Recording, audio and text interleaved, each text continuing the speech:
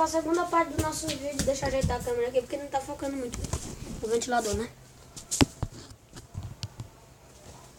Pra quem sabe, a primeira parte do vídeo não deu certo, porque a gente estava encostando a cara muito distante, não estava fazendo isso. Agora nós vamos conseguir. Vem cá, calma. Vamos nós dois juntos de primeira, tá? Ai, cara, Vai, vai. segura tu Meu primeiro. cabelo! Vai encostando já. Bosta! Eu me fudi todo! Merda! Meu Deus! Me ajuda aqui também, seu trouxa. Eu tô indo.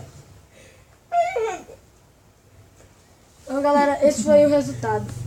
Já tirei um pouquinho aqui, mas ainda tem mais. Merda, bosta, já morreu.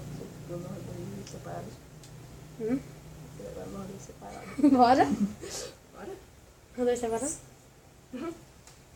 Eu começo agora, que eu me fudi todo. Os fudidos começam. Então, galera, agora vai ser eu sozinho e depois vai ser ele só. Vai.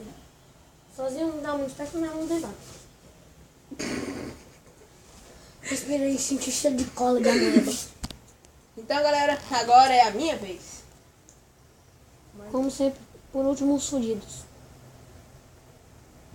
Ainda tô vendo que não tá enchendo nada. Vai de novo, tenta me entender isso.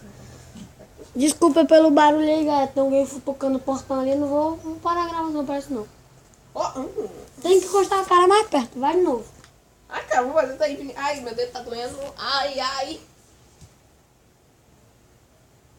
Encosta a cara perto. Que bosta, hein? Então, galera, agora nós vamos terminar esse vídeo com o nosso brinquedo. Eita, porra, não dá no cabelo. Então, não se esquece de deixar um like e se inscrever no canal para poder nos ajudar. Falou, galera.